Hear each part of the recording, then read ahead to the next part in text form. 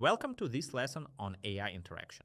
Before we dive into tools and techniques, it's important to understand what AI interaction actually means, because it's more than just typing a prompt and clicking generate.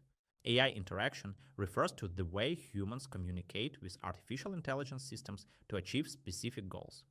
In the context of creative tools, this interaction happens through language, natural human language.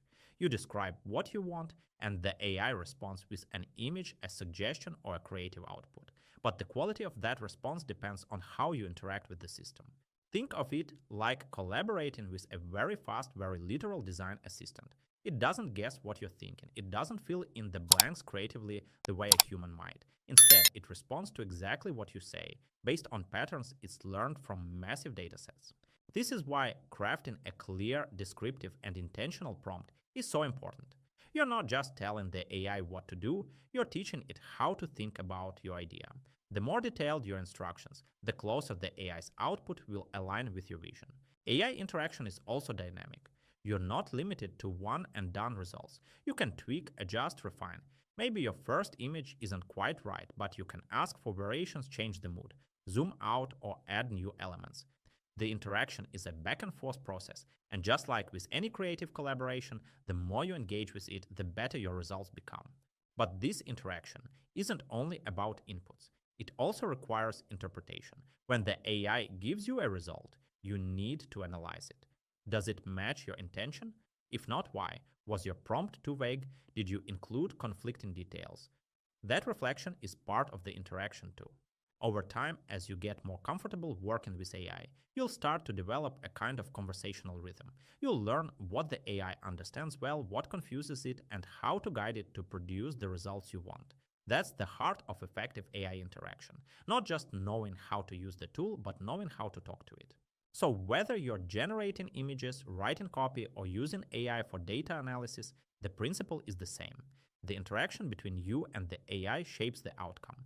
Master that relationship and you unlock the full creative potential of these tools. Let's continue and see what this interaction can do. Welcome to this lesson. Today we're going to explore a fascinating shift happening in the world of AI, one that's changing how we build, control, and collaborate with these systems. It's the evolution from prompt engineering to agent engineering. Let's start with prompt engineering. This is the practice of crafting precise, effective instructions to guide an AI model's output. When tools like ChatGPT or DALL-E first emerged, prompt engineering quickly became a valuable skill.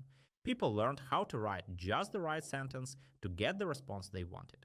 Add a little more detail here, clarify your tone there, and suddenly the AI gives you something remarkable.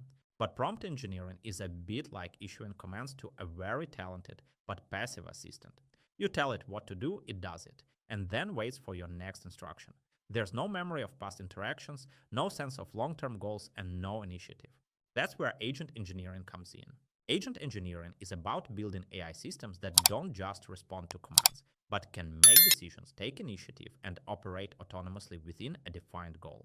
Instead of prompting the AI each step of the way, you design an agent that understands a broader task and can figure out how to carry it out, often by breaking it down into smaller actions. Think of it like the difference between asking someone to write an email for you versus hiring a virtual assistant who manages your calendar, drafts emails, prioritizes tasks, and even reminds you of deadlines, all without constant supervision. Agents are built on top of foundation models, but they include extra layers like memory planning tools and reasoning capabilities. They can call APIs, search for information, analyze data, and even interact with other agents. This shift transforms AI from being a one-off creative tool to something more like a collaborative partner. As this evolution continues, we'll move beyond writing clever prompts toward designing intelligent workflows. Instead of just telling an AI what image to generate or what sentence to write, we'll guide agents that know why they're doing something and can adapt their actions based on context. For creators, marketers, and developers alike, this means learning new design thinking. It's not just about how do I phrase this prompt, it's about how do I design this agent to achieve a goal over time. This transition is still unfolding, but it's clear that agent engineering will play a central role in the next generation of AI applications. It requires a different mindset, more strategic, more systems oriented, but it opens up incredible possibilities for automation, creativity, and problem solving. As we continue through this course, keep this evolution in mind. The better you understand how AI is changing, the more prepared you'll be to work with it, not just as a tool, but as a capable collaborator. Hi, my dear students. In this course, you'll learn how to move beyond basic prompt writing and into the more advanced world of building intelligent AI agents, systems that can think, plan, and act on their own. We'll start with the fundamentals of how AI understands language, then explore the best ways to communicate with models like GPT-4, Claude, and Gemini. You'll discover how to write effective prompts, refine them for better results, and handle more complex, ongoing conversations with AI. As we progress, the focus will shift toward agent engineering, where instead of simply giving one-off instructions, you'll learn to design AI systems that can work toward a goal, use tools, and make decisions along the way. By the end of the course, you'll understand how to build these agents from the ground up and apply them in real-world scenarios, from automating research to creating content, supporting customers, or even developing software. This isn't just about learning to use AI, it's about learning to work with it strategically, creatively, and with confidence. Let's get started. In this video, we will talk about the main competitors Claude has. If we talk about Claude, definitely it's a great AI tool that has a lot of possibilities, especially in the Pro version. Definitely we can use Claude projects, we can use Claude attributes, and it gives us possibility to write text, analyze data, create code, etc. But there are a lot of other powerful competitors, and in this video we will share how different AI tools can be beneficial for you in solving different tasks, solving different issues. And the first one, definitely we will start from ChatGPT by OpenAI.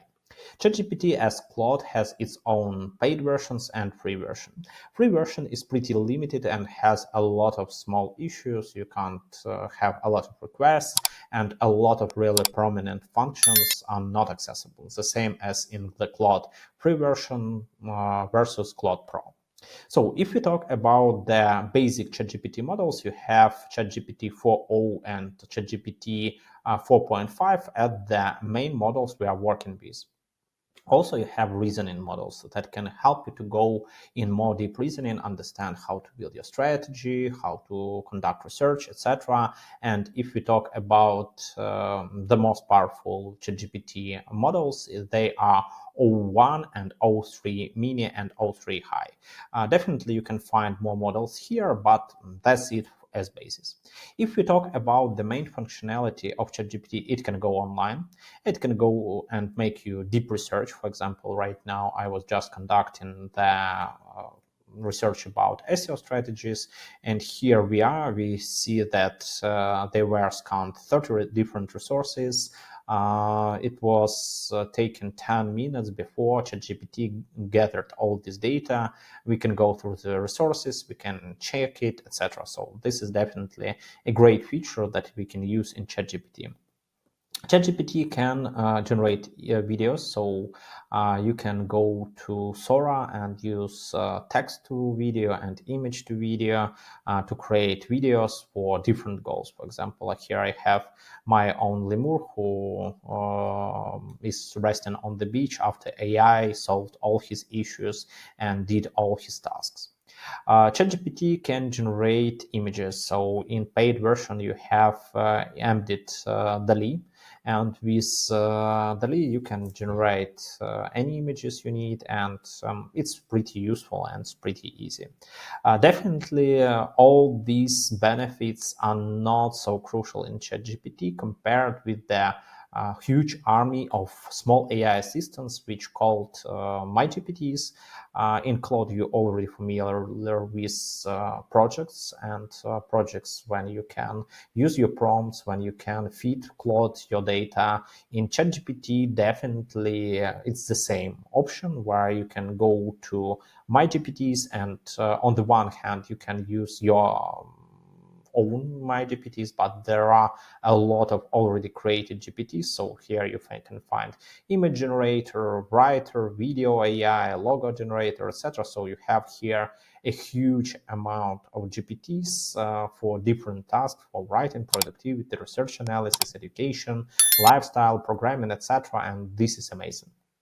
We can go deep and we can create our own GPT. So just clicking on the My GPT, you have two main ways how you can do it. You can create it in chat. So for example, if you need your own copywriter, you can ask ads copywriter, for example, copywriter, and it will create you basic version of MyGPT, which you can further configure. So right now it's utilizing it. You can go to the configure tab, and here you can add additional materials, you can add your knowledge base, etc. And it will be your personal assistant for different tasks. I definitely heavily use this feature. I love it. I have my own GPTs which help me with course creation, with image generation, with a lot and other stuff, and we can easily use this feature in different, really different stuff. For example, I love to generate LinkedIn posts. It helps me to learn Portuguese. It helps me to prepare to my triathlon, Ironman, etc. So ChatGPT, MyGPTs are really beneficial. After you will go through all this stuff, it's definitely the first stage where you can implement it, but going deep, you can easily make a lot of personal assistance in different stuff. For example, one of my favorite my GPTs, it's my digital marketing strategy helper. You're already familiar with this prompt that helps me to create digital marketing strategies really fast, and just adding here website, I have all quick research with mission statement, unique selling proposition. I have here competitors research based on the open similar web or SEMrush data.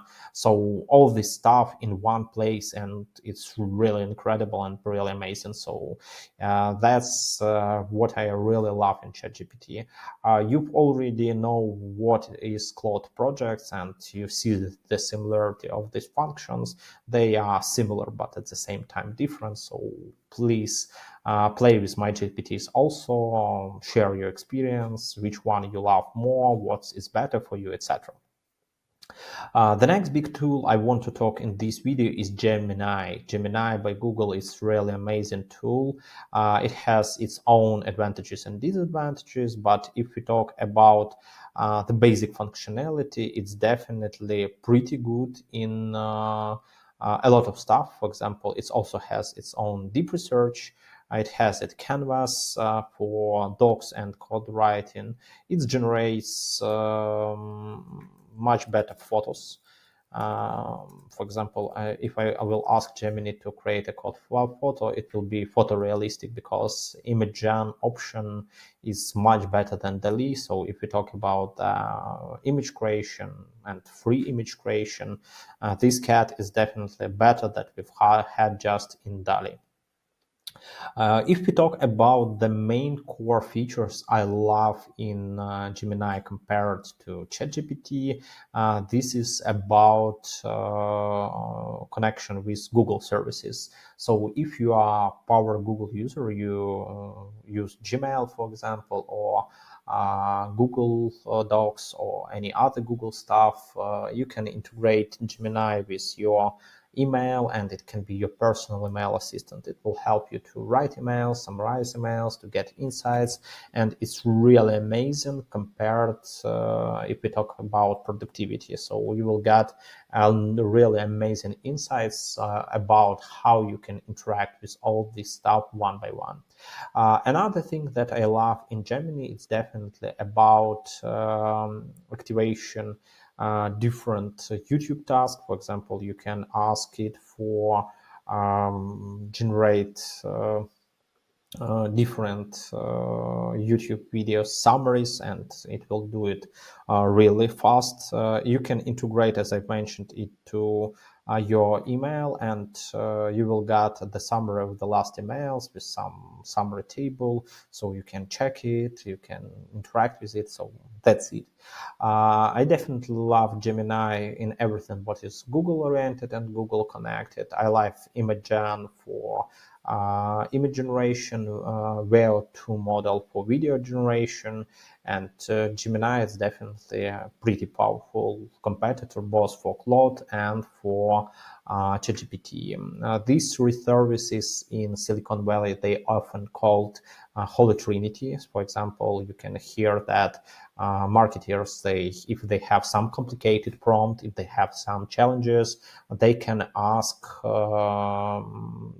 both or all three systems to give them answer, and they try compare it, and this is another challenge.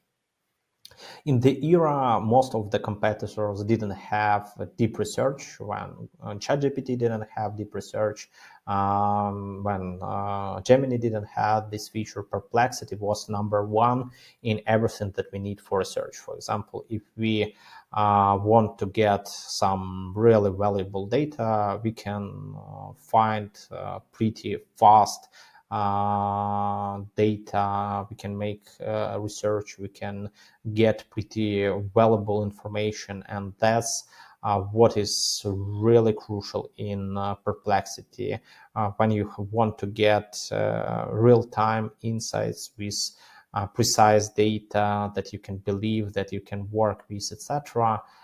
That's where we can go through. For example, if you are creating content and you use free version of ChatGPT, it can be laggy, it can hallucinate, etc.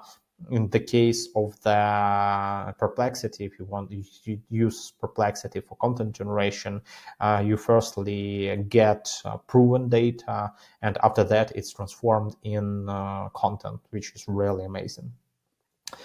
We are moving to the next big thing. It's DeepSeek. DeepSeek is definitely a game changer because its tokens are much more price savvy compared to other competitors. But as Chinese AI, it has a lot of people who don't want to give personal data here. DeepSeek gave for free in open source model many things which were prohibited previously. So right now it's something they ask me about my age. You will know my date of birth, and you will maybe will also okay. And this is what in DeepSeek really amazing. It's DeepSeek R1, which is reasoning model, and you can get your strategy and you can get a lot of valuable insights here. With search model, you can get like and research and reasoning all in one, and it's really amazing. There are a lot of really valuable stuff in DeepSeek, but usually I use it for reasoning.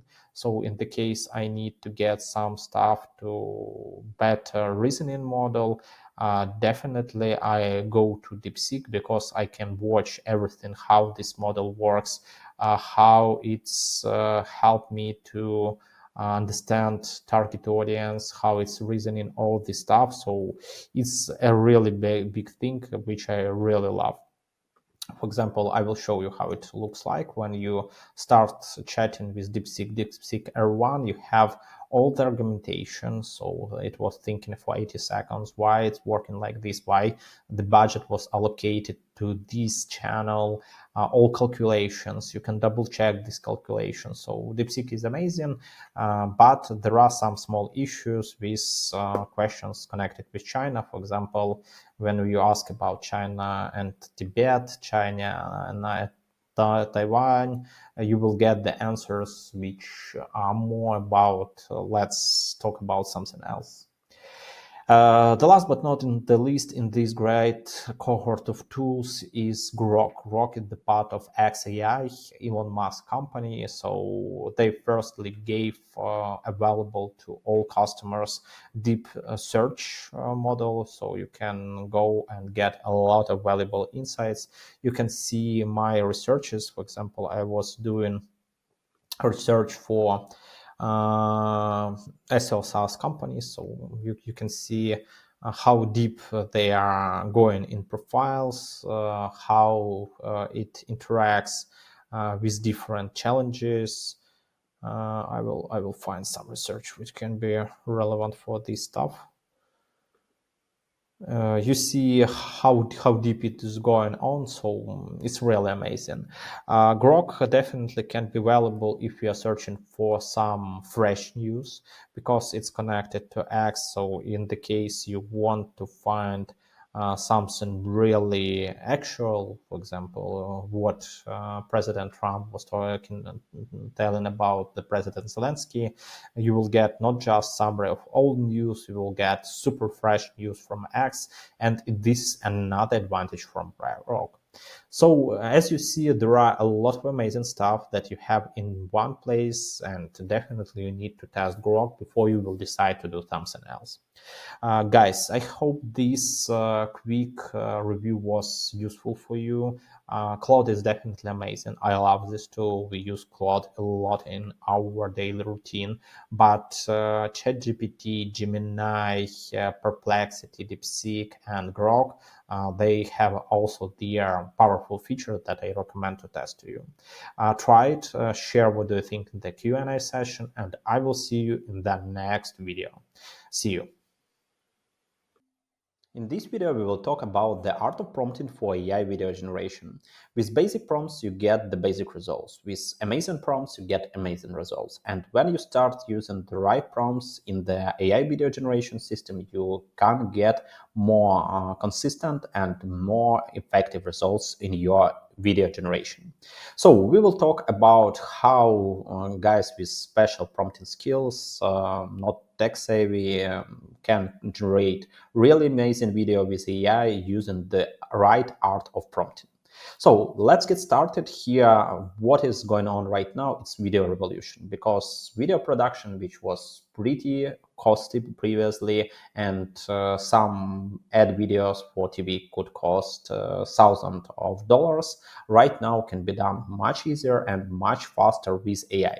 Video dominates digital marketing and 85% higher engagement than static content. AI video generation democratized production. It creates in minutes what wants to fix. And of course, leading tools transforming the landscape. Right now, we have experience with working with the top AI video generation tools, and all of them have amazing quality in the results.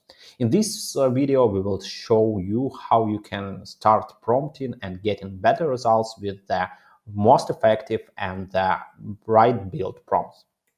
So the most important stuff that we will talk during this video is framework, role, task, context, and format. Here we will go through all things that you need to learn during your creation of AI video. So the first and very important stuff is role, when you understand the creative direction style. The next is task. A lot of information you can give here, but it's core action or narrative. Context. It can be visual style and atmosphere around the video, which you will describe during the process. Format. It's about technical specifications. So you can give here a lot of details. And of course, if you are really experienced filmmaker, you will know more and you will have more details and will have much more context to start using it on the regular basis. But if you are not so tech savvy, you definitely also can get benefits and get higher quality of the results in this case. Let's get started from the first really very important stage, defining the role. Here we need to assign a creative identity. Who is directing your video? And we have a lot of options, and definitely we can describe what is the reason. For example, if we have a Hollywood person who is creating some new blockbuster, etc. Establish tone and genre. It can be documentary, commercial, artistic film. So you have a lot of different options where you can share the role of your activity and you can implement this in prompt. The next stage is reference.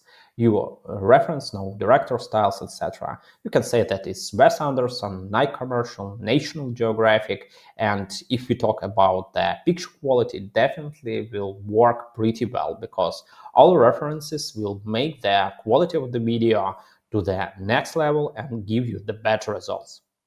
Let's proceed. Let's go through the basic role examples. Here we have a few static images, but we can easily transform them to videos with image-to-video prompts. So, for example, we need a static commercial director, an style commercial director capturing motivation and movement. Why not? Artistic filmmaker, a Wes Anderson filmmaker with thematical composition, or nature documentarian, a National Geographic wildlife cinematographer. So you have a lot of different options and you can play with these roles in different cases to get better result, better resolution, better quality, and try to adjust your prompts with these different roles for different case studies and different businesses. Let's go through the crafting the task. Task is really super important because on the level of task you have different stages and you need to define the core action, what specifically happens in this video. You need to consider a narrative arc, beginning, middle, and the end if applicable. You need to focus on key visuals, most memorable moments of transformation. And of course, you need to go through the including motion details, how subject move through space, etc. AI is still not stable. A lot of people talking about hallucination, that you are getting not that results that you was expecting, but very often it's the reason of bad prompts. So you didn't give the detailed task, and right now you are getting bad results. So the more detailed information you will give on the task level, the easier you will change something if it will be need some editing. You will get better results in one place. Consistency is another big issue, and we will talk about the consistent characters in our further approach of video generation. But on the prompt level, definitely crafting the right task is super important. So you need to go through this to get better results and see how it can work, how it can be implemented, and how it can be scaled. Let's proceed. Task examples are the next one. In all these photos, you feel this emotion. For example, it can be urban training, a runner trains alone at dawn in the city. So you feel this moment that it's dawn, maybe some foggy morning, pretty cold one, but the runner still training. Cafe moment. A coffee cup fills slowly in a cozy cafe. Or a coaster journey. An electric car drives along a coastal highway at sunset.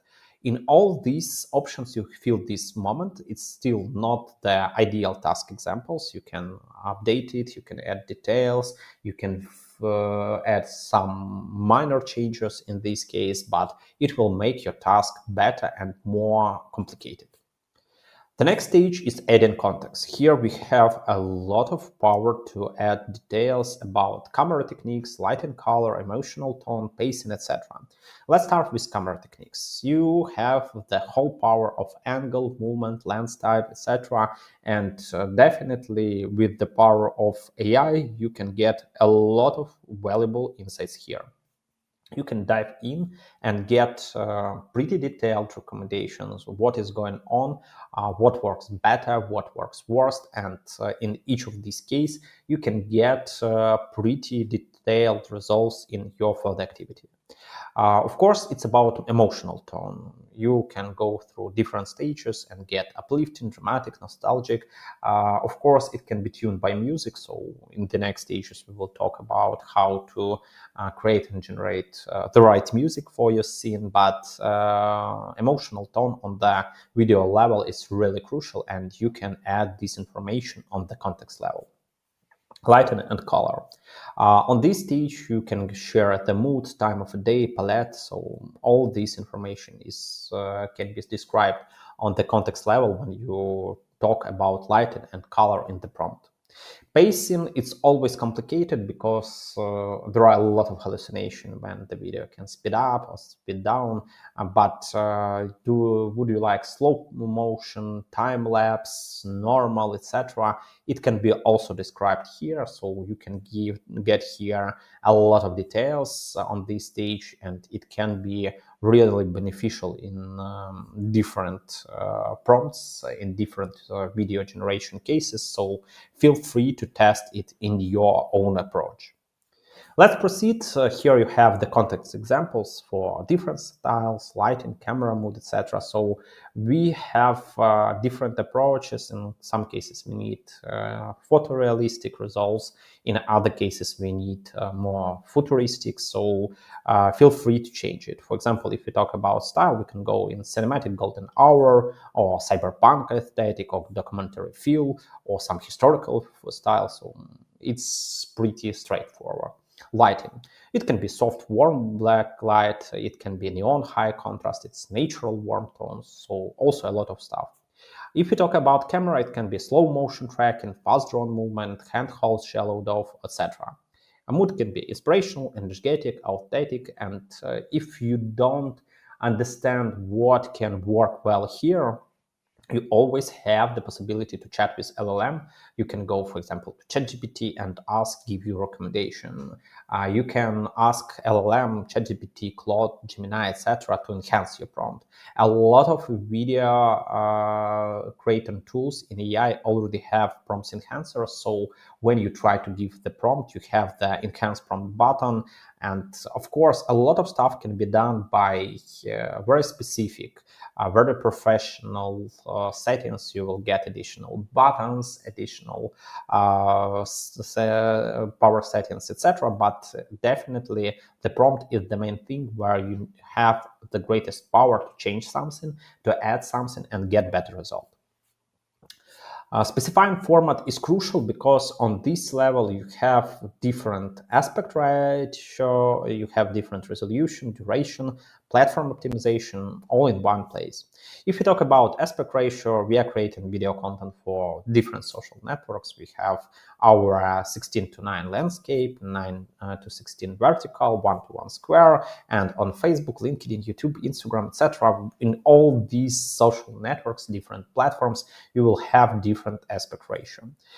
Depends on what do you want to get. You can have different resolution. In some cases, you can get even 720p, and it will be enough for educational content. For example, this is the lowest quality, which is okay for educational platforms like Udemy, but definitely 1080p or 4K or 8K will be much higher, and not all system gives you this quality. It can be the most expensive pricing plans, but definitely you can play with this resolution setting to try to get the highest quality possible in your pricing plan that you have. Duration. Of course, during the duration, you can try to describe not just the whole length, but exact segments. For example, 6-second loop, 15-second short, or 30-second ad. So you have the duration of video that you can create, combine, add details, see how it works. So here you have pretty high flexibility. Platform optimization, it's pretty close to aspect ratio, because if you know the aspect ratio, you can tell that you need for Instagram, for YouTube, for website background, but at the same time, system already know this info. So you say, I need Instagram Reels, it will create you the aspect ratio, which is for Instagram. So you have the video which is already adopted for this exact case. If we talk about the format examples, you have here the most popular ones. You have Instagram Reels for 10-second vertical video in 1080p. You have product teaser 16:9, 30-second cinematic short 4K resolution. Or you have website loop for 6-second looped clip for background landscape orientation. What's next? Definitely, you have here the complete prompt examples.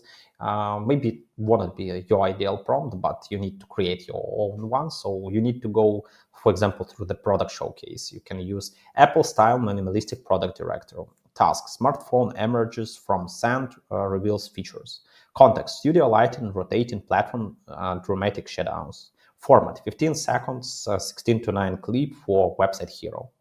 Or you can generate your own brand story. For example, it can look like documentary style storyteller. Task: barista crafts special coffee from bean to cup. Context: warm tones, shallow depths, natural light, close-ups. And format: 30 seconds, vertical 9 to 16 for Instagram story. All in one place, it gives us understanding what is good prompt versus bad prompt. Vague prompt: make a video about coffee. Result: generic, unpredictable output. Detailed prompt: Italian barista prepares espresso in rustic cafe. Morning light streams through windows. Steam rises in slow motion. Cinematic 4K. This result is more specific and high quality theme. If we talk about pro tips for better results, use cinematic vocabulary. Dolly zoom, establishing shot, tracking. Prioritize action verbs. Emerge, transforms, reveals, glides. Be specific with transitions. Dissolve to cut to fade from. Include time and motion cues. Add sunset in slow motion, etc. What is the most crucial in all this story? Make your brand move. Start experimenting. You have this framework. You have role, task, context, and format, but you need to experiment. It's always hard to create your ideal video from the first start from scratch. You need to experiment, you need to test, you need to add hypotheses, and it will give you the new level and will put you to the next stage. So if you want to get better results, in this course we will share with you the best practices and we will share our own library of prompts, but you need to judge them. You need to implement the best practices. So go forward, watch the practical videos that we will have, and you will learn how to make the great AI video production happen. See you in the next video. In this video, we will talk about very important but at the same time very basic art prompting guides. We will talk how to use prompting to get better results in any query that you have to text AIs. Bad prompt is equal to bad results. And our goal during this lesson to teach you how to use really beneficial prompt tactics that will change everything in the result that you will get. Let's get started. Why prompting is crucial? If you want to unlock AI's true potential, you need to improve your prompting techniques. Better prompts, it's better results. Of course, it's about time saving. During our lessons, in-person training, etc., I very often hear that a lot of our students saved hours and even days from their daily routine with the right prompt techniques and started implementing this on the regular basis. You have pretty precision targeting. When you guide AI to create exactly what you need, you have the right result. What is the right approach for this question? You have the 4 components of the great prompts. You need to describe your format, your context, task, and role. We will start from the role because it's always much easier to tell to AI to act as a marketer, social media manager, SaaS founder, etc. So you have exact role from which you start. The next one is task. You need to describe the clear goal and instructions to go further, because without this explanation, you will get pretty poor results. Context. If you want to get some detailed results, for example, in image generation, video generation, it can be background or style preferences, but in text writing, you can give more context that will make your result and output better and more efficient. Of course, the next stage is format. How you want the output structured. Different LLMs have different results, but you can easily format text, get better visualization. You can get them in the formats of the Word files or PDF, etc. So in one place, you will get all the data you needed. Let's try to understand each of the components one by one. Let's start from the role. What is it? When you try to get better results, you need to explain to LLM the expertise lens you want AI to use. You can act as Antonio Boroniuk, you can act as Ray Dalio if you are talking about investing. You can act as professional digital marketer with 10 years experience. So there are a lot of great examples when the right role helps you to get better results. Why it really matters? Because it frames the AI approach to your request. So the basic way how you can use it, you just need to start your prompt with act as prompt. So you are telling that act as specific professional role, act as exact person, act as medieval painter if you want to create some images or something like that. This is the basic way how you can start communication with LLM. What's next? You have here a few role examples for marketing side or from business side. For example, we want to work as copywriter or startup advisor. In the copywriter option, you can ask LLM to act as an experienced copywriter specialized in e-commerce products description. And here we can give details, focuses on persuasive language, emphasizes benefits over features, and uses conversion-oriented techniques.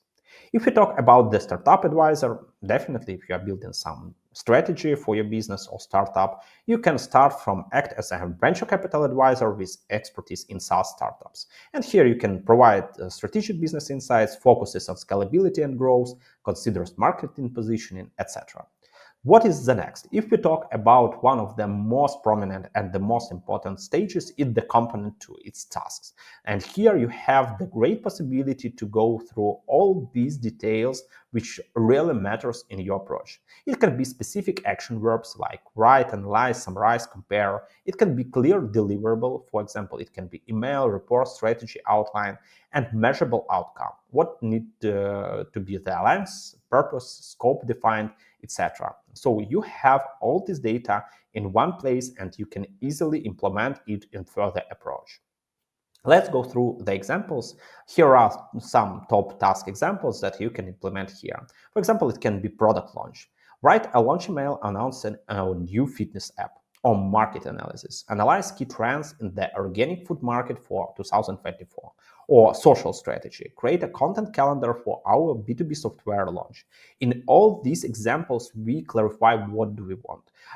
If you will say good, best, beautiful, etc., it's not clarification. You need to give as more details in the task examples as you can, because the more details you will get, the better result you will get. The next stage and the next component, number 3, is context. Here you have a lot of different stuff, but as we are talking in business approach and marketing approach, target audience, they definitely matter. When you explain why are you doing this and for what audience you are doing this will be really beneficial. Who will consume this content? This is the first crucial question you need to clarify when you are talking about context. The next stage is the company background. So if you want to be more specific with some digits, metrics, better understanding of the history, you need to give more company background in this story. Constraints. It's important limitations, so you need to understand what pros and cons, what is possible and what is not. So just explain this is prompt to get the better result and better understanding how you can clarify it, how you can implement it, and how you can go through these stages one by one. Of course, you can go through the tone preferences. How should it sound? In different LLMs, you have specific settings. So even on the basic setting of the whole LLM account, you can put data. So you need to be friendly, you need to be professional, you need to be like more scientific voice, etc. So you have all these settings on the top account level, but you can definitely tell about this during the prompting. So you can give details here to share your experience, how it can be implemented in different ways. What's next?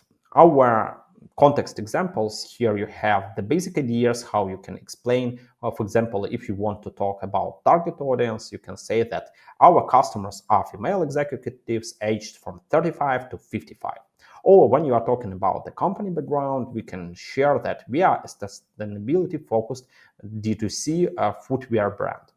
Or we can go through the tone, professional but warm. Avoid corporate jargon. And it's really very important because when you use ChatGPT, very often you can get pretty bad results with a lot of bureaucracy, jargonism, etc. And on the one hand, if you are use it for LinkedIn writing, it's okay. But if you try to create some email, you need to describe what do you need to change, what results do you want to get, and how it can work in this case.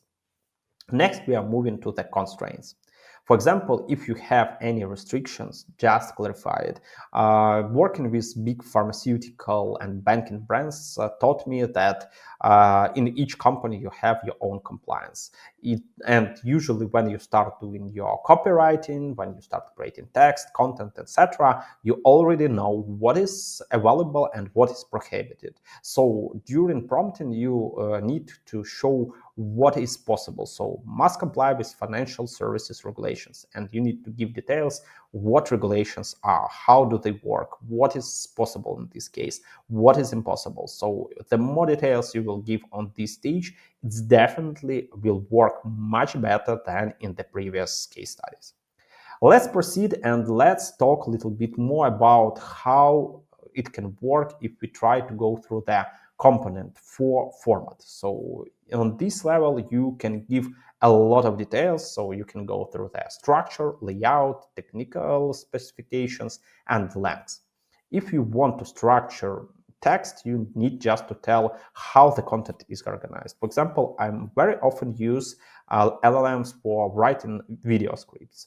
And in case I need to use this script, for example, in HeyGen for video generation, I don't need bullets, I don't need type codes. And one of the things that I need to describe when I'm talking about the structure in the prompt, that don't use bullets, don't use time codes.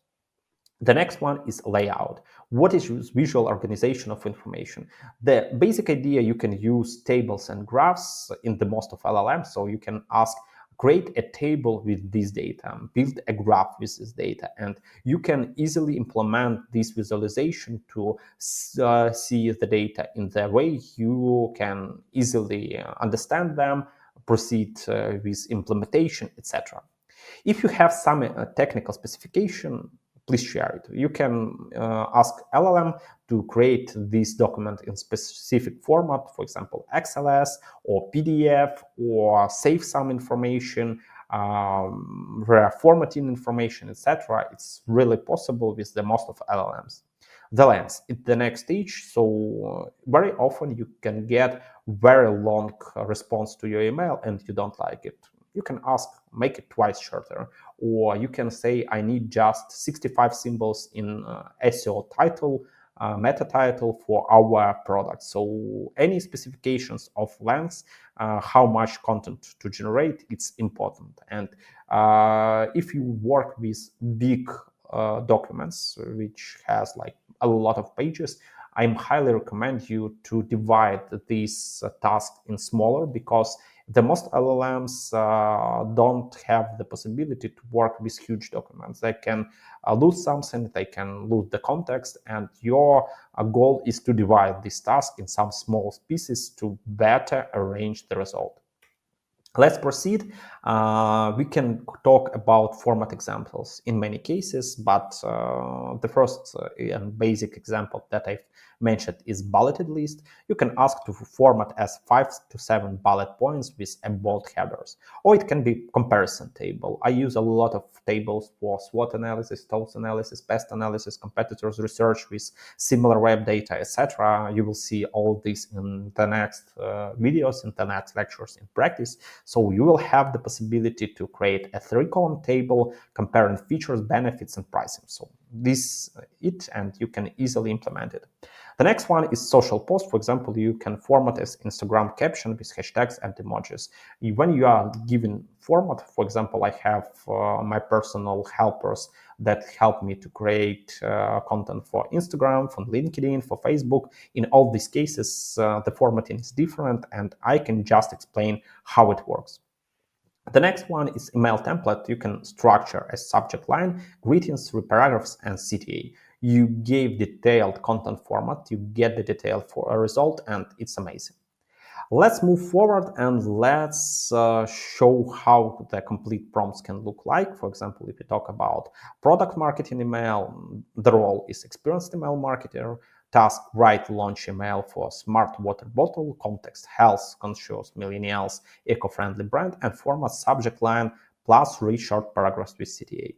For content strategy, role: content strategist for B2B tech. Task: create 3 months content plan for SaaS launch. Context: enterprise, IT buyers, and complex sales cycle. Format: Excel ready table with topics, channels, and dates. So this is how it works in basis, but I highly recommend you to start prompting right now. Start to use these tables and framework for better prompts in your case. We will have a lot of examples in further lessons. You can use my prompts, you can adjust my prompts, but you need to practice, and it will give you the best result.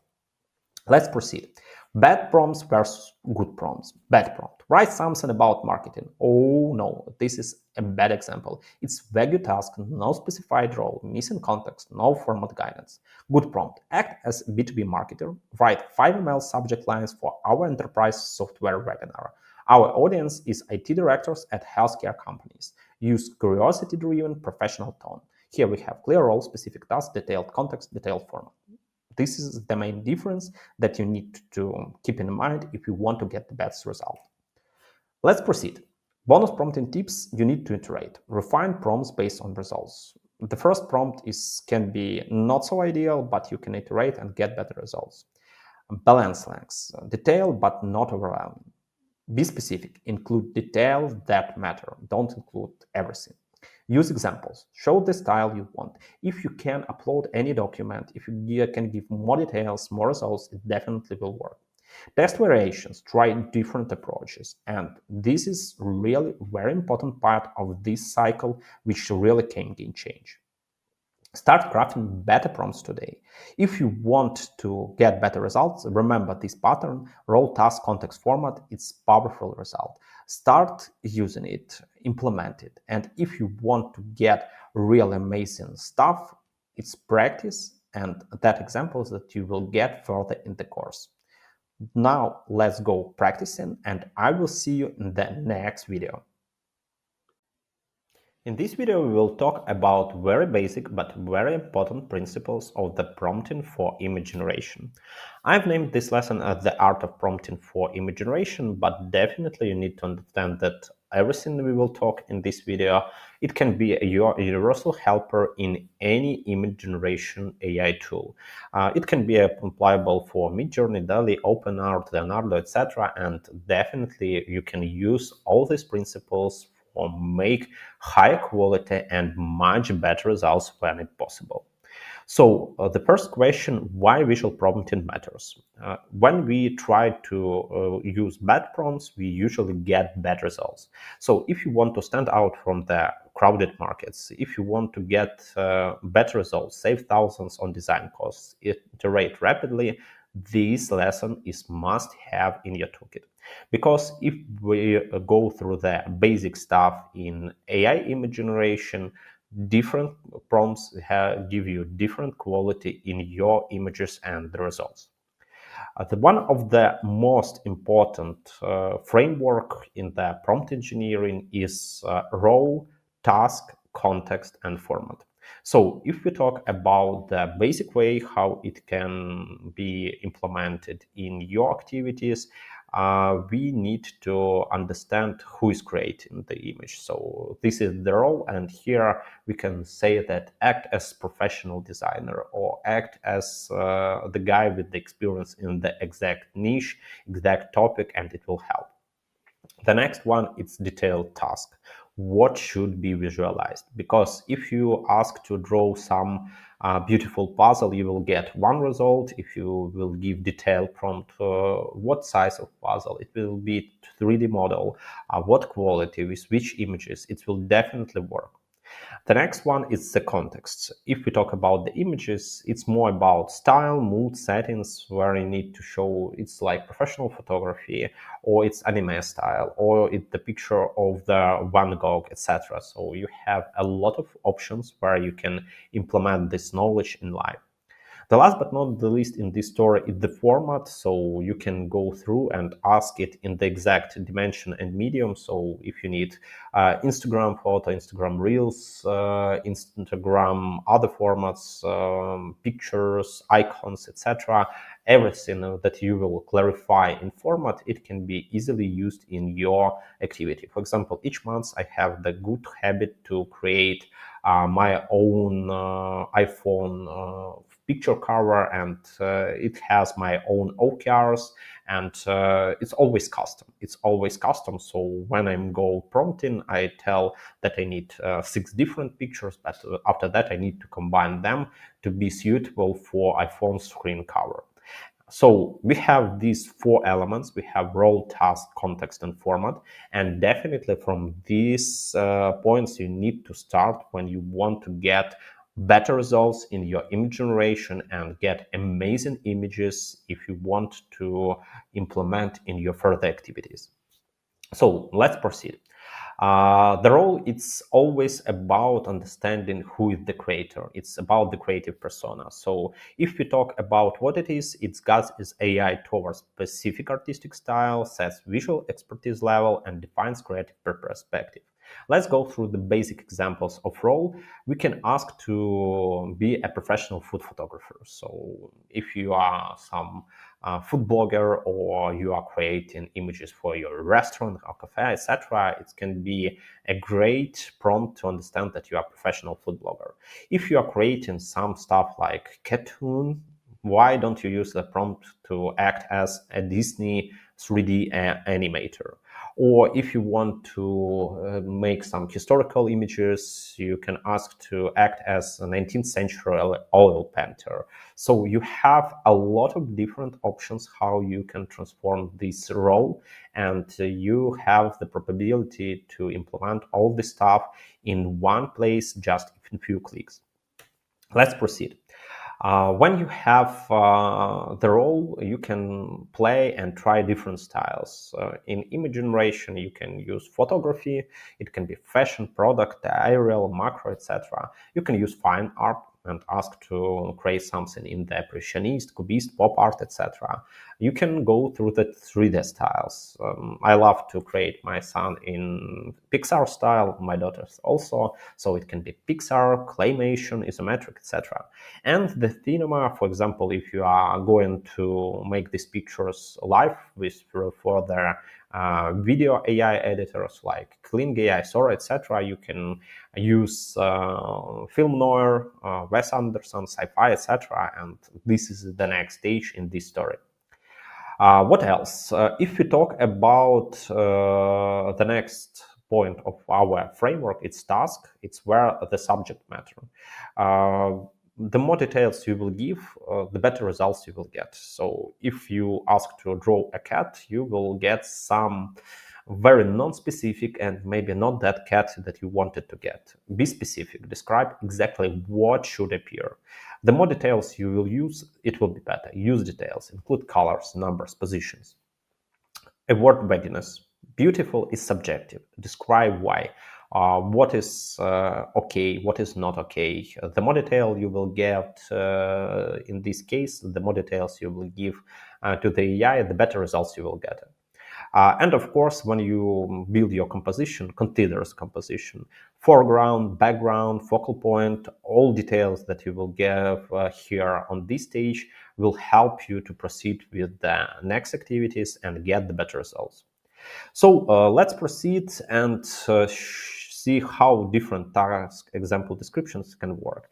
The first one is the product scene. Give more details. Water bottle on mountain peak at sunrise. If we talk about the person, you also can describe it. Female entrepreneur in modern office. Talk about the concepts. Hands connecting puzzles, pieces, teamwork, etc. If we talk about the next, our third stage of this pattern of our framework, it's context. You need to describe the style and mood. And in image AI generation, we have a lot of points that can be described here. It can be lighting, it can be a color palette, it can be time period, settings, camera effects.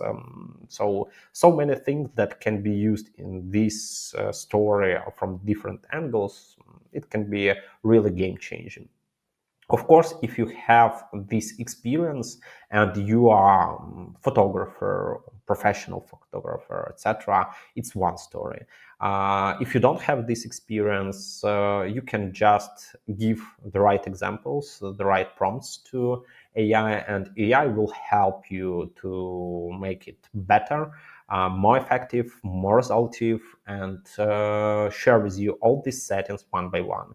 Because lighting can be a golden hour, soft, harsh, backlit. Color palette can be vibrant, muted, monochrome, warm.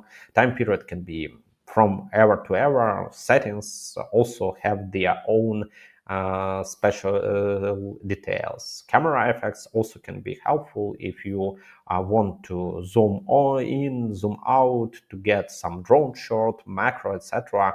All these details can make a really amazing image, which will make your content really to the next level. Let's proceed and talk about context example styles. So we can have different contexts in different situations. It can be cinematic, for example, golden hour, shallow depths of field, or cyberpunk, night neon glow, foggy Tokyo, or minimalist, Scandinavian design, clean area, or vintage. So in each of these cases, you will get different results. And you can even take one picture and change context. So you can experiment, you can give one context and see the results, another context and change this result. And moving from one stage to another, you will get the better results one by one. And I really appreciate if you will experiment, because AI is still about creativity. When you have this possibility, just small adjustment of your prompt can give you new really amazing results. So test it, and maybe small changes in your context will be a game changer and will give you much better result than in the previous situation. Let's proceed. Format, it's technical specifications where we tell about what image do we need. For example, if you are a social media manager, you have different social networks and you have different resolutions, different formats for different social networks, and it's really can be a headache, but with AI, you can easily change the format. You have one image, and after that you can reuse this image for different formats. For example, for portrait 4:5, landscape 16:9, square, etc. All this data can be done pretty easily, and changing formats, it's a great possibility in the AI toolkit. If you talk about formats in different styles, in medium style, etc., you can use medium, specify style details, add technical terms, mention purpose, etc. So you have the full possibility to change your retro perspective in this story and get better results in different conditions. What is going on? Right now, we talked with you about this framework, and this framework right now can be combined in prompts. So when you need to change something, you can easily adjust it, add additional features, and get the better results. For example, if you talk about the role, it can be food photographer. If we talk about task, it's to create a coffee cup on wooden table. If you talk about context, it can be morning light, steam rising. If we talk about format, it will be a vertical Instagram posts. Right now, we need just to combine this in prompt, and we are not telling just create a coffee cup. We're given a lot of details that will make this coffee cup really amazing, and for Instagram, it will get us more likes, followers, sharing, etc. The second example is also about bringing all these four components together, about role, task, context, format. So in one place you get the isometric 3D artist with eco-friendly tiny house, forest setting, solar panels. It will be 16:9 and website header. So you see how it works, and right now your goal is to practice. You need to test these prompt engineering techniques on your tasks and on your examples. If you want to really succeed, you need to implement it and start using right now, because without these changes, it will not help you to implement all this stuff, you need to start tests, you need to start to build hypotheses, you need to start to play with different components, with role, task, context, format to get the better possible image ever. So you have like this cheat sheet with bad and good prompts. The bad prompt, it's too generic. A nice logo for my business, and it's too vague, no style guidance, missing context, no formatting details. And if we will go to the professional logo for eco-friendly bakery, we will get specific business type, includes brand attributes, suggest minimalist style, mentioning colors palette, etc. We can also add here as more details as we can using our framework to get the better results for them. If we talk about the main tips that I highly recommend you to implement, the first one is iterate, refine prompts based on results, change components, see how you can change role, you can change context, format, etc. Reference images. So very often you can add images to understand what is really amazing in it. You can use it as a reference and start implementing further. Test parameters, try different aspects, ratios, and styles. And of course, use comma separate concepts for better parsing. If we talk about our next stage, it's start creating today. Don't wait for the next lesson. You have these prompt tactics. In the next lessons, we will tell you how you can implement it. We will give you the prompt examples, etc. But our learning goal is to start testing right now. Draft your first prompt, include all of 4 key components, generate test images, try variants until satisfied, and build a prompt library. We will help you during this course with prompt library. I will share with you the best prompts I have habit to use, my team uses on the regular basis, but this is just the start. So guys, that's it. Let me know if you have any questions in the Q&A session. Test your own prompts using these 4 key components.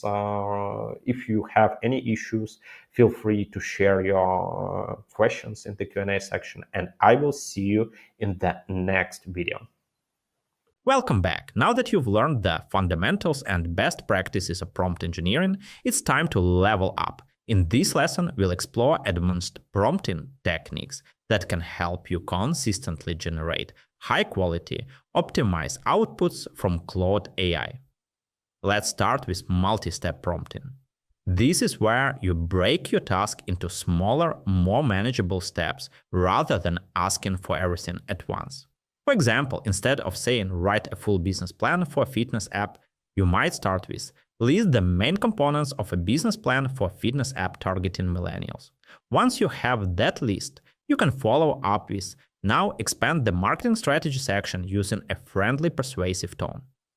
This guided approach helps Claude stay focused and deliver stronger results. Next up, few-shot prompting. This technique involves giving Claude 1 or more examples of the kind of output you want. Think of it like saying, here's how I want it done, now follow this pattern. For instance, if you want Claude to write customer service replies in a certain style, give it 2 or 3 sample replies first, then say, now write a reply to this customer email using the same tone and structure. You're essentially training the model in the moment with your own mini dataset. Another powerful technique is instructional framing. This means being explicit about how Claude should behave or think about the task. Instead of asking, summarize this article, say, act as a senior analyst. Summarize this article in a way that highlights key trends and implications for business leaders. Framing the task through a role and purpose helps Claude shape its response more accurately. You can also use constraints to fine-tune output quality. For example, you might set a word or character limit, ask for a specific number of points, or even include rules like avoid technical jargon or use short, punchy sentences. These constraints give Claude clear boundaries and help avoid meandering or overly complex responses. Here's another tip: chain of thought prompting. This technique is especially useful for complex reasoning or decision-making tasks. Rather than just asking for a conclusion, Ask Claude to think step by step or show its reasoning process before answering. You'll get a more transparent and logically sound output, which is great for problem-solving analysis or even debugging code. And finally, self-evaluation prompts. After getting an initial response, you can ask Claude to critique or improve its own output. Try something like, now revise this to make it more concise and engaging, or evaluate this for clarity and tone.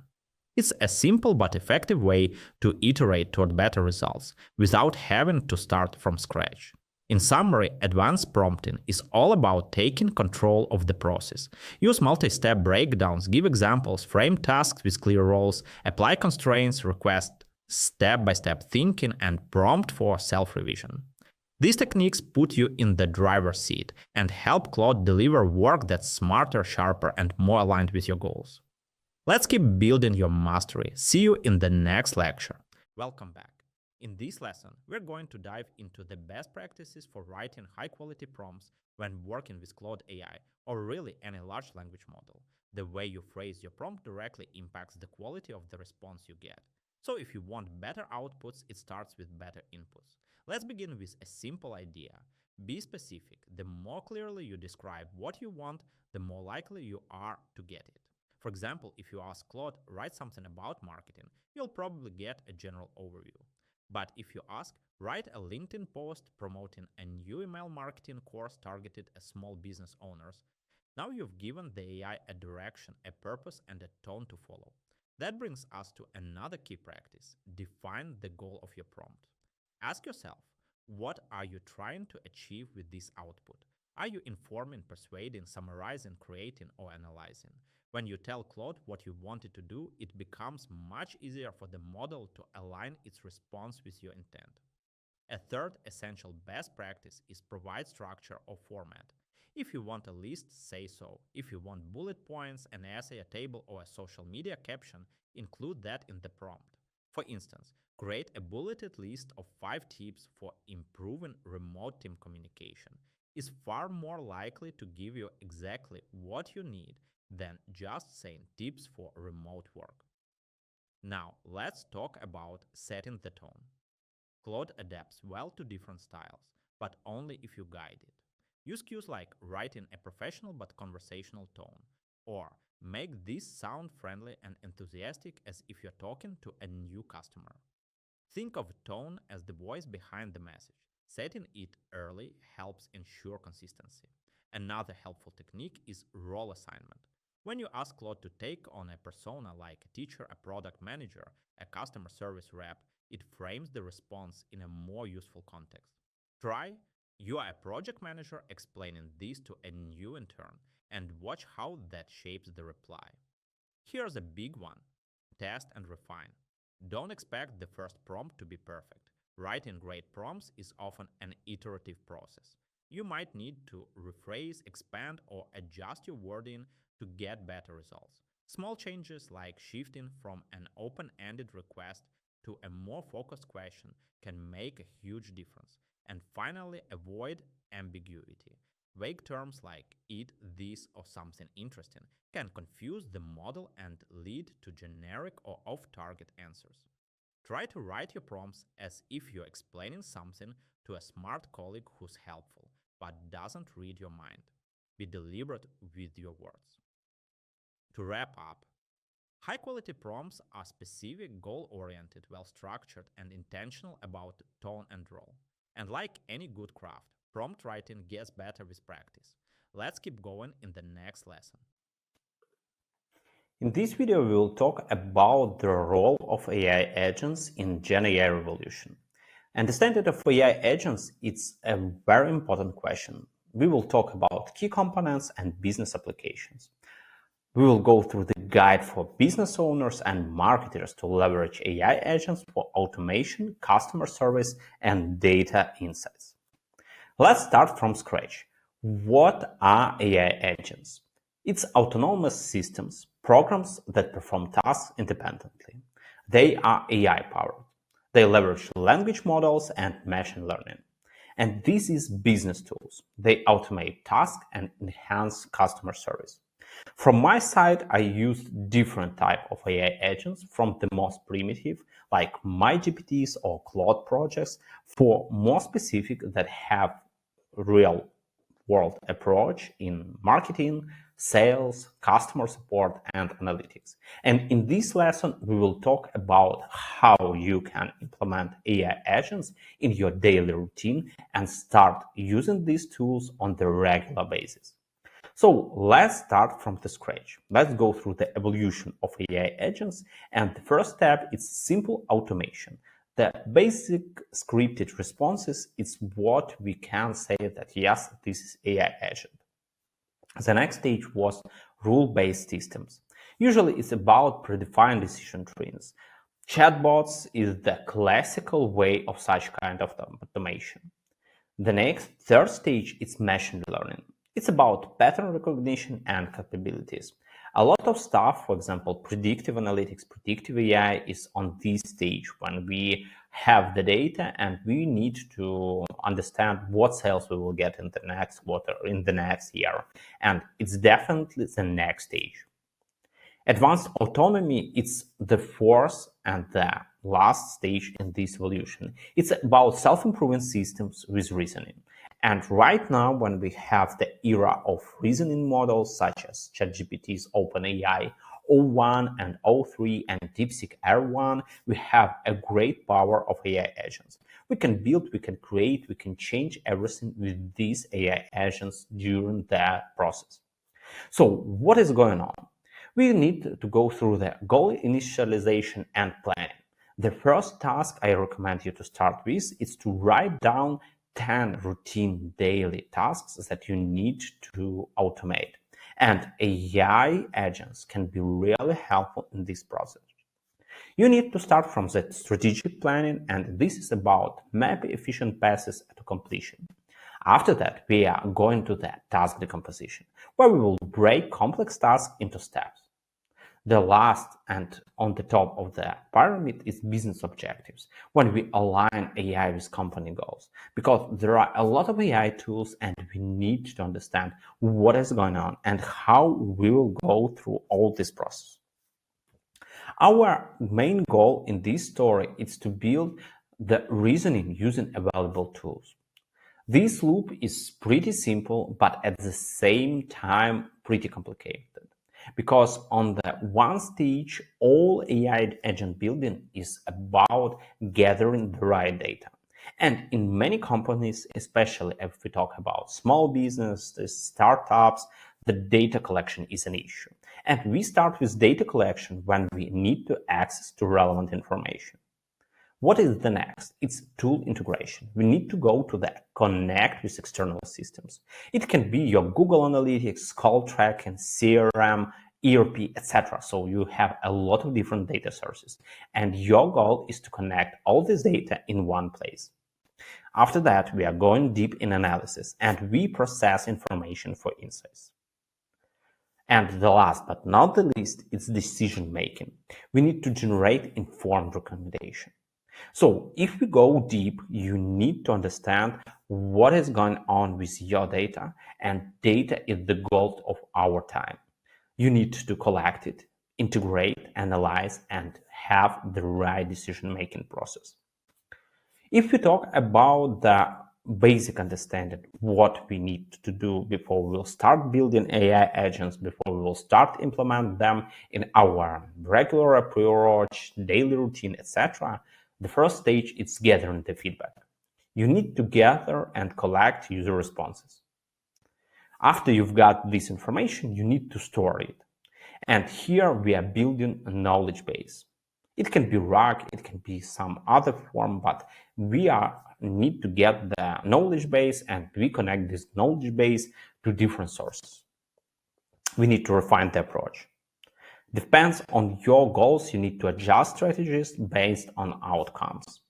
Definitely AI is still not stable. You have a lot of hallucinations, and sometimes the results you will get, they are not so good that you want.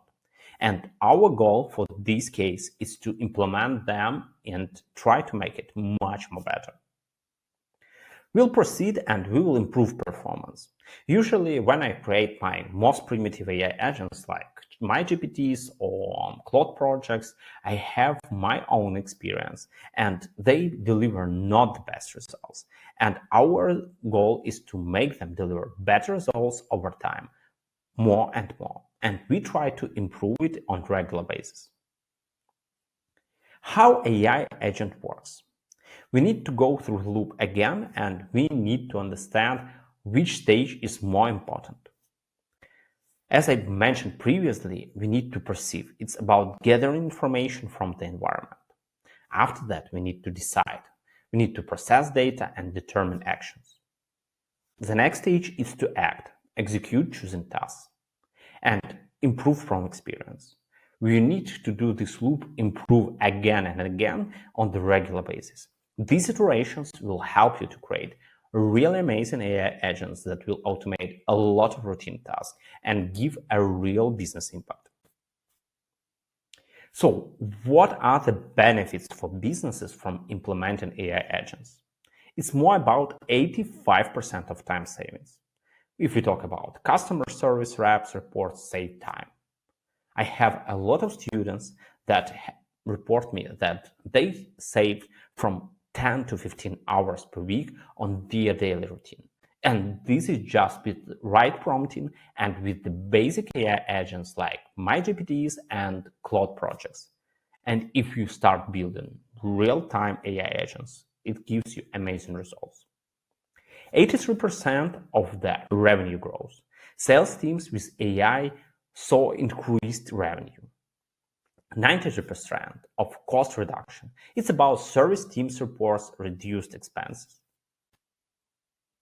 If we will go in cases, there are a lot of really amazing case studies about how AI agents game changed everything around us. And we will go through the basic and the most popular case. It's customer service. Customer service is highly automated by AI agents. It gives you 24 hours, 7 days availability. It's always on support without human limitations. It gives you instant responses, immediate answers to common questions. When the human workload reduction, you go through staff focus on complex issues. And if you talk about the future projection, AI can handle 80% of customer interactions by 2030. So you see how it's amazing. And this approach, which is already working in a lot of our clients from different niches, it can be banks, it can be pharmaceuticals, edtech, startups, etc. So customer service and customer support is the first big chapter where AI agents have so amazing role. The next stage is about marketing automation use case. And here we have also a lot of AI agents that help you on different stages. If you talk about email campaigns, it can be personalized content based on user behavior. Social media, which optimize posting schedules and content. Audience targeting, it's about precise segmentation for better engagement. If you will go through the data analysis use case, you will get your own AI agents that will increase the efficiency incredibly if you will start implementing. I have on my YouTube channel interview with one of the AI agents in analytics field founders with Anton Weisbord about Datrix, and I will share this video in the additional materials to this course. So if we talk about the main challenges and considerations, you need to go through the data privacy. It's about ensuring secure handling and sensitive information. It's about integration issues, connecting with existing business systems. And of course, it's about accuracy and reliability. So you need to go through maintaining quality of AI outputs. What's next? It's about future trends, advanced natural language, more human-like conversation and understanding, increased autonomy, less human oversight needed for complex tasks, technology integration, seamless connection with IoT and blockchain, specialized business agents, industry-specific AI solutions, and so on. So you have this possibility in different ways and different audits. So you have the chance to go through all this stuff one by one. What's next? It's about real-world success story. You go through consumer goods company. So you have marketing analysis project transformation. Before 6 analysts 1 week, after 1 employee under 1 hour, you have same quality results and significant cost saving. So this is just one case. What is your next step in integrating AI agents in your business?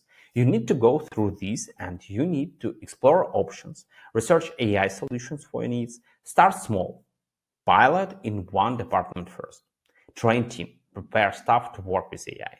And the last but not the least, you need to go through the scale success, expand proven solutions company-wide. So that's it. And if you want to get the real result, start with the small prompts, which really works. Move to basic AI agents like MyGPTs or Cloud projects. Start searching for the already to use AI agents. You will find them in marketing, customer support, sales, etc. But after all, you need to build your own. And in the next lessons, we will talk about the platforms that will help you to create your own AI agents that can.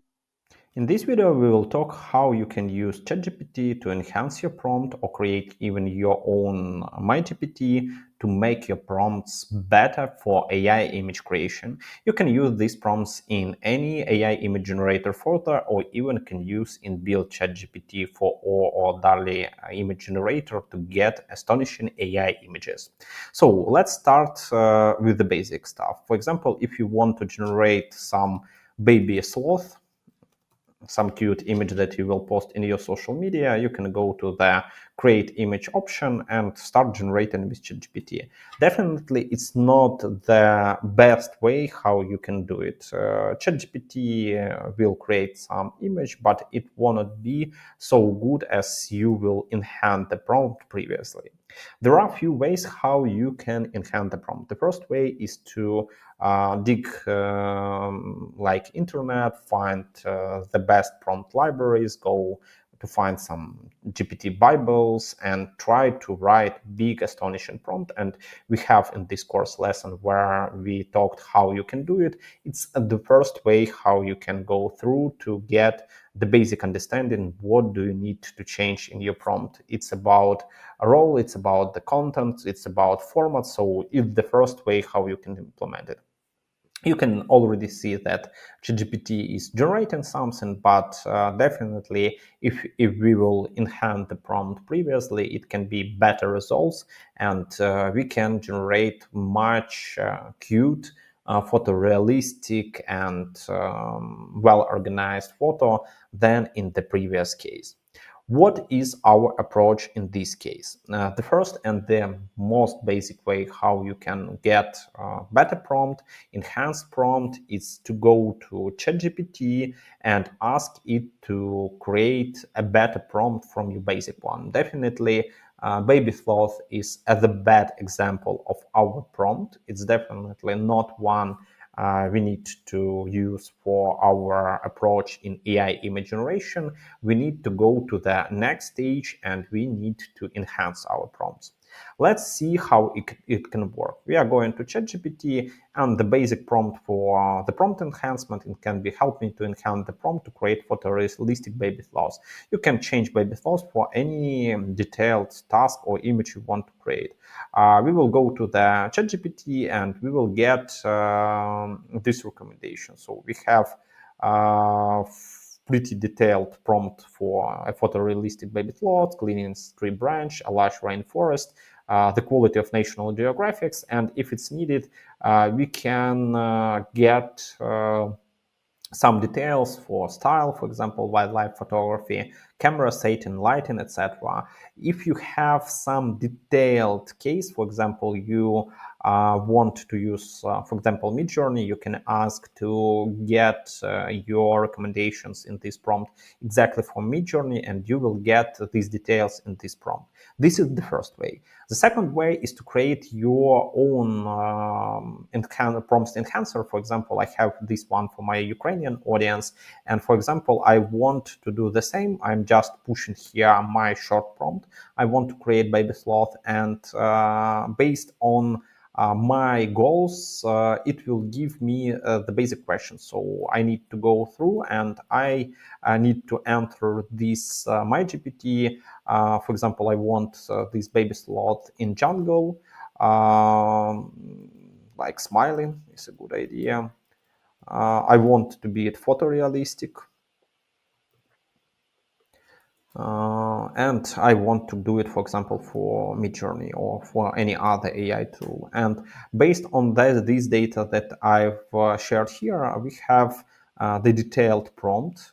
We can go to the Midjourney and use Imagine command to generate this prompt and make and enhance it. What is really possible for everyone depends on what system you are going to use. You can create such photo prompt master, your own photo prompt enhancer, and make your life much easier. A lot of systems already have this prompt enhancement, so you need just to click and you will spend some credits to get better prompt. But my recommendation is to go to ChatGPT. You can try to search some ready-to-use photo prompt enhancer here. And we have here Midjourney photorealistic image prompts, photo prompts, Flux LoRa professional prompts, etc. So you can use any one of them. Or if you like exact AI image creation tool, you can just go to create. And based on the chat, you can give here details. I need my GPT, which will enhance prompts, my prompts, and generate photorealistic images. If you need any other styles, for example, anime, etc., you need to do it. And here you need to write for which AI image generation system do you need it. After that, it will go start in creating ChatGPT, my GPTs for this goal. And you will see how fast it can do it. So our next stage is to set up the icon. It will do it automatically, so it will generate the icon for this prompt generator. It will give the name for the real prompt enhancer. We can say yes. We can say that it's okay. It will create profile picture.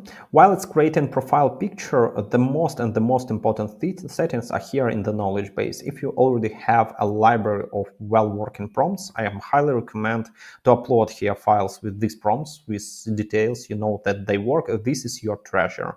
This is your AI gold, because if you will give this data to ChatGPT, ChatGPT will work with this pretty good one. And so we have right now your my GPT. It can be only for you, and for example, it's okay. And we can experiment with it again. We can also give here data for baby sloth, and we will get some prompt. But just to recall, you need to go to your basic stuff. You need to add prompts from your library that you've already used and they work best. And this will be a game changer in your experience. So here we have not like basic prompt like baby sloth, we have detailed prompt with our structure that we used previously. So test it, share your experience in the Q&A section, and I will see you in the next video. In this video, we are talking about how to use ChatGPT or any other LLM to enhance your prompts in AI video creating services. In different systems, you have already this option to enhance prompts with AI. And if you will start with some basic prompt, for example, lemur shooting selfie, you definitely get different output, unpredictable output, etc. How we can enhance the prompt inside, for example, ChatGPT.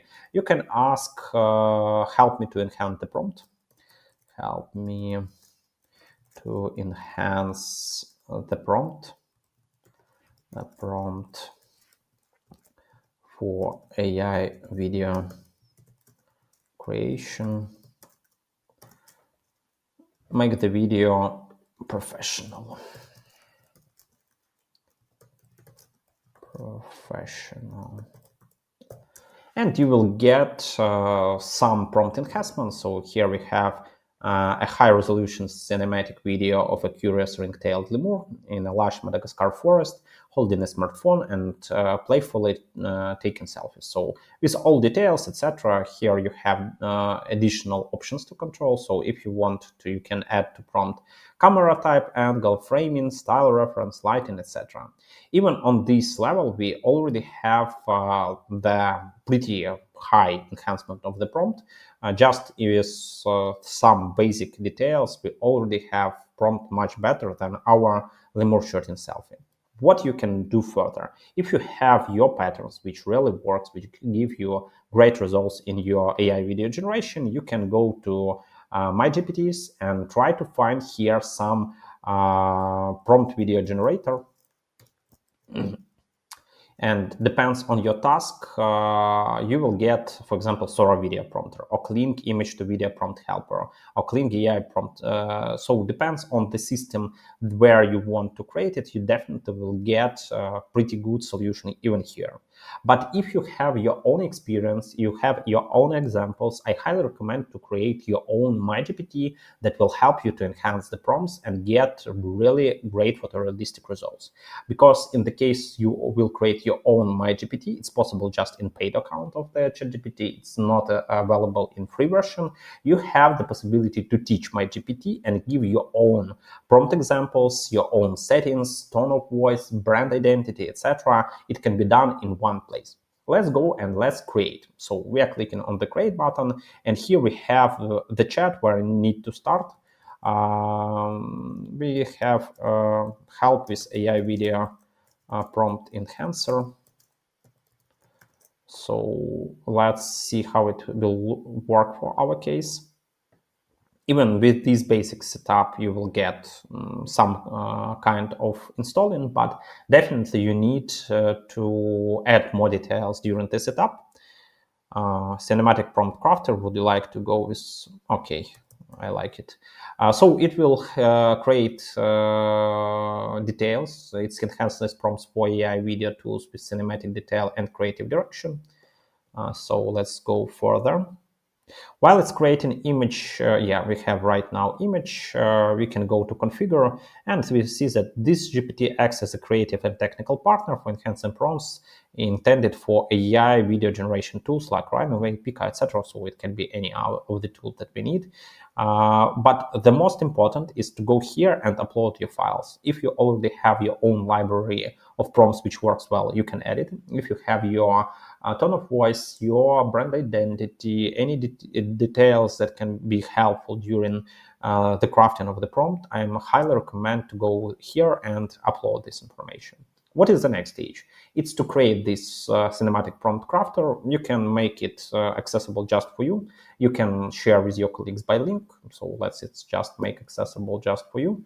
And right now we have our GPT, which will be also available here in the left menu. And if you will try to play with lemur shooting selfie,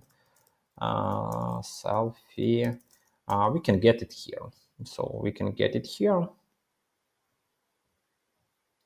So we have detailed, pretty full prompt, and we can use it in further approach. We can add any additional details. Even ChatGPT is asking, do we need any details? So you can do it not just in ChatGPT. You can try to play it in Claude projects, in Gemini extensions, etc. So it's pretty straightforward in any LLMs that you use, but I highly recommend you to enhance the prompts. You can enhance the prompts with other prompts, just asking LLM what results you want to get.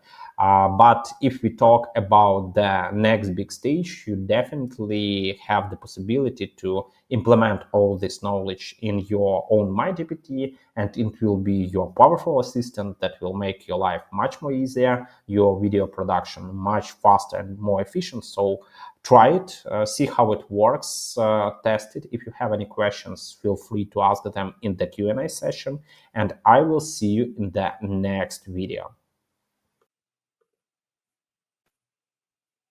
In this video, we will talk about building AI agents with N8N. Definitely, it's one of the most popular platforms. And if you talk about integrating different APIs, different services, etc. in your AI agents, it will be your basic step from which you need to start. So welcome to this comprehensive guide on building AI agents with N8N.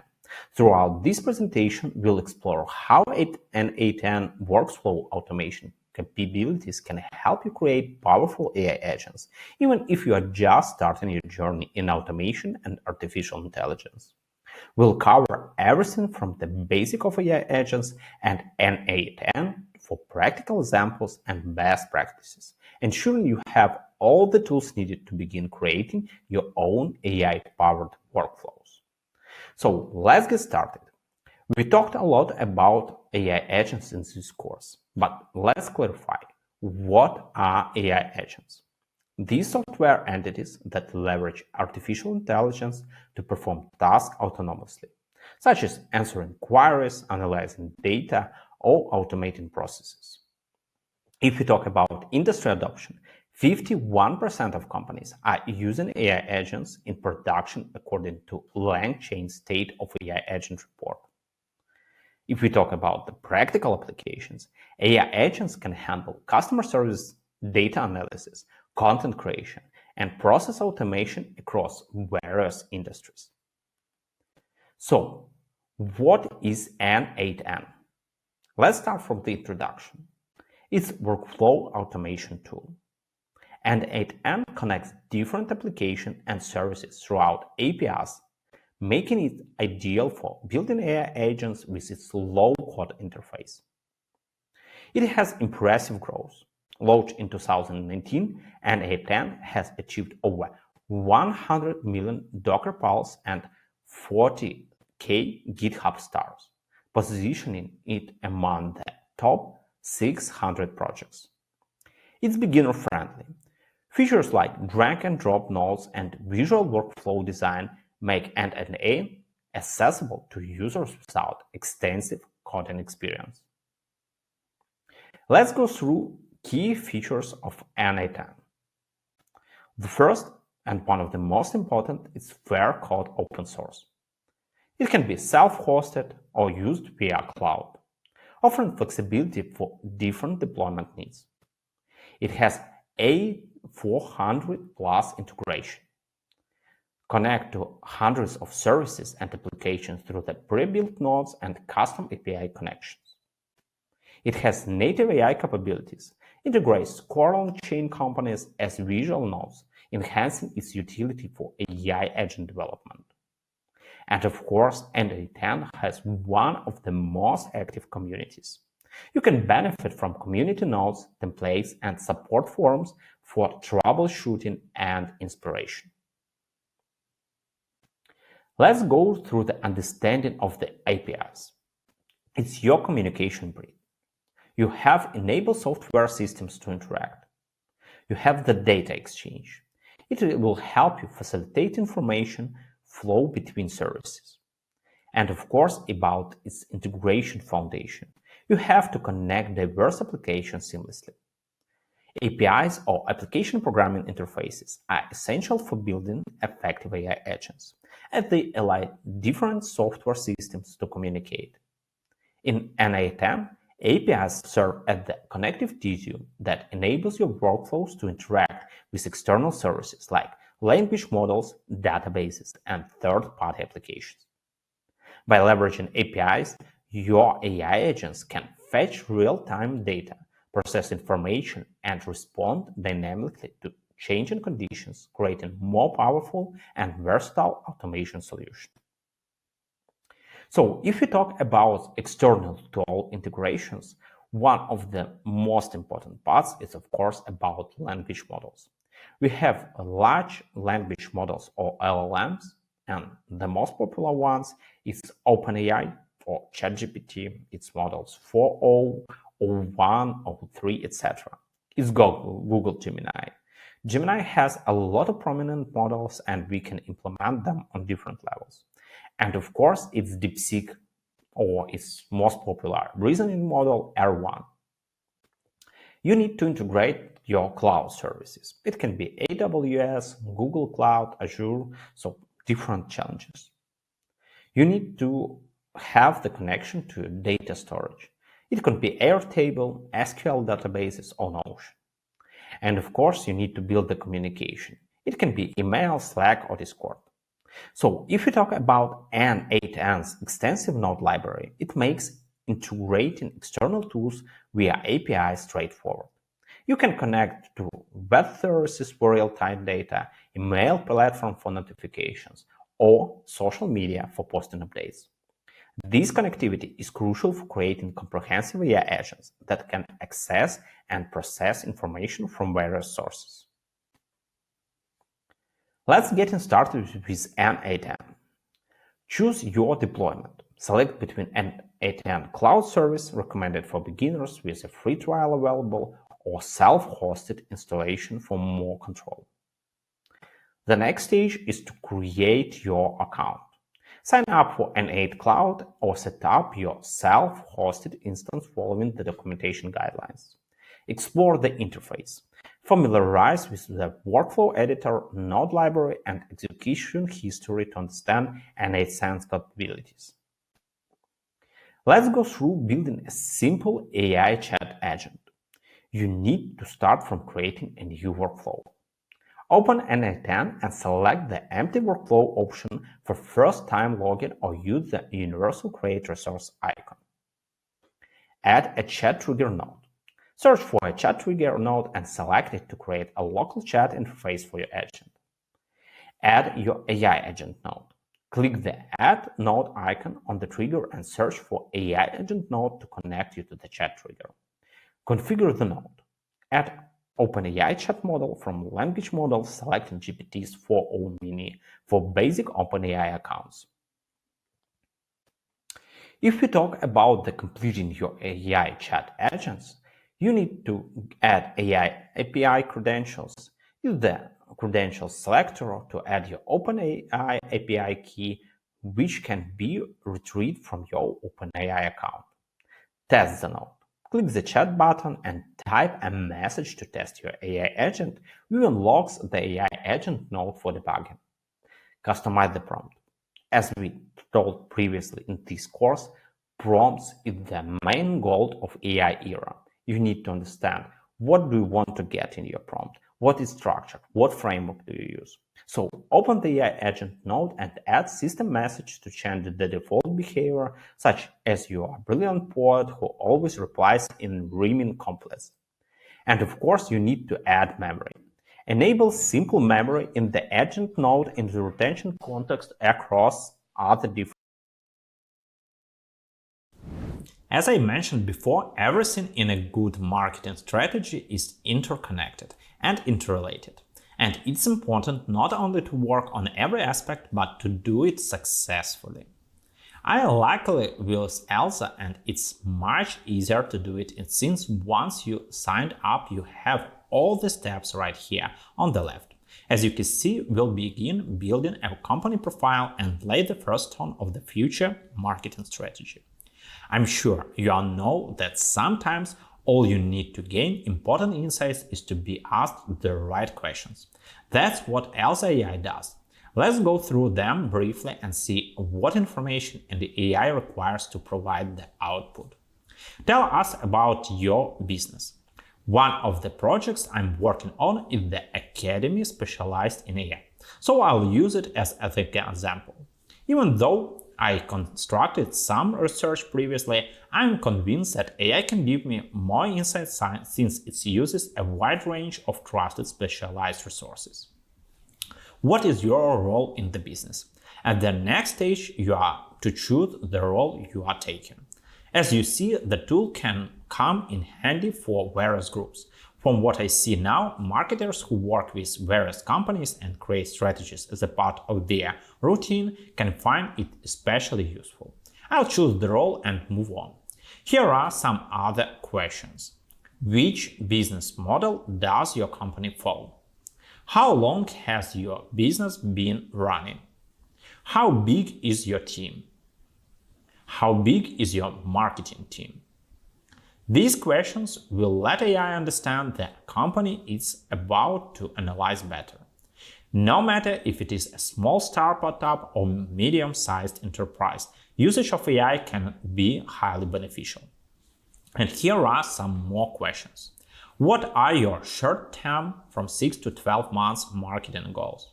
Increase in sales or generate leads? Increase brand awareness? Launch new products and services? Other. Previously in the lectures, I pointed out that before you build a marketing strategy, it is essential to find a clear goal, so that choosing that exactly the company wants to accomplish. We'll define the following steps.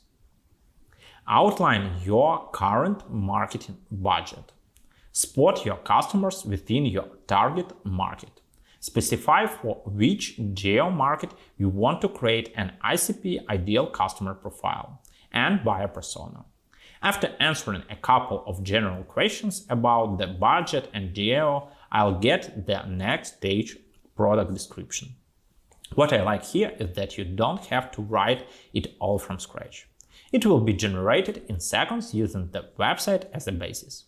The only thing you need is to check and make adjustments, if any. Let's see how it works. Product description. To create an ideal customer profile, we need a description of your product. Our AI is already creating it based on information from your site. If corrections are needed, please make them. Description of your product or service. On this stage, it's very important to provide a lot of detail about your product. Educate Elsa thoroughly as you would a new employee. Don't hesitate to input non-confidential information about your product or service. This will directly affect all further outputs. Well, I should say that the description I got is accurate enough. It is also well structured and covers the most important aspects. Let's move on to the next part, needs and problems identification. Last but not least, it's to identify needs and problems that your product can solve. Why is it so crucial? Because customers' needs and problems are the motives that prompt them to buy a product or service. Ultimately, they drive the customer purchase decisions. So if you have identified them, it is easier to craft the right strategy. Many of you can reply easier said than done. Identifying needs and problems requires thorough analysis. Let's try leveraging AI to see if this task is within its powers. Well, all the needs enumerated here are on my list, with the only difference it took me much longer to formulate them. As for the problems, all of them are actually as well, and the context given helps to understand them better. That's it for now. Here is the AI-generated profile of the company that can be reviewed and edited at any time you need. It may seem that big part of the job has been done, but the most interesting is yet to come. Watch for more. As we explore what AI agents can do, it's just as important to understand their ethical challenges and limitations. One major concern is bias. AI systems learn from data, often large datasets collected from the internet or real-world interactions. If that data reflects social or cultural biases, the AI may unintentionally reproduce or amplify them. This can affect everything from hiring decisions to loan approvals and content recommendations. Privacy is another key issue. Many AI agents process personal information, sometimes without clear user consent. Questions around who owns the data, how it's used, and whether it's stored securely are still being debated, especially as AI becomes more embedded in daily life. There's also the matter of accountability. When an AI makes a flawed decision, say in a healthcare or legal setting, who is responsible? The developer? Is the organization using it? The answer isn't always clear, which makes oversight and regulation essential. Now, in terms of limitations, AI agents aren't truly intelligent. They recognize patterns, but they don't understand meaning or context the way humans do. They lack common sense and struggle with edge cases or unfamiliar situations. Another key limitation is dependence. The more we rely on AI agents, the greater the risk of over automation. In some areas, this can lead to job displacement or a loss of critical thinking if humans begin to defer too much to machine generated output. Lastly, we must consider the societal impact. From misinformation to economic inequality, the ripple effects of AI adoption are real. Responsible use means staying informed, asking tough questions, and ensuring that human values guide AI development. In short, AI agents are powerful tools, but they come with ethical and practical boundaries we can't ignore. AI automation is changing the landscape of work, and with that comes a growing number of career and business opportunities. Whether you're in tech, marketing, design, or operations, there's room to specialize in applying or building with AI tools. On the career side, it's not just about coding. New roles are emerging, like prompt engineers, AI trainers, and automation specialists. Even existing roles are evolving. Marketers can automate content creation, HR teams can streamline hiring, and designers can use AI to generate ideas or assets faster. Entrepreneurs are also stepping in. Many are launching AI powered services, automated lead generation, virtual assistants, or personalized content platforms. Thanks to AI, a single founder or small team can now scale faster than ever before, handling tasks that used to require entire departments. There's also a growing demand for consultants and trainers who can help businesses adopt and implement AI tools effectively. If you enjoy teaching or strategy, this is a high value niche. The best part, you don't need to be a developer. With low code and no code platforms, anyone can start building or automating. Curiosity and a willingness to experiment go a long way. In short, AI automation isn't just the future, it's a career and business opportunity happening right now. The sooner you get involved, the more you can shape how it works for you.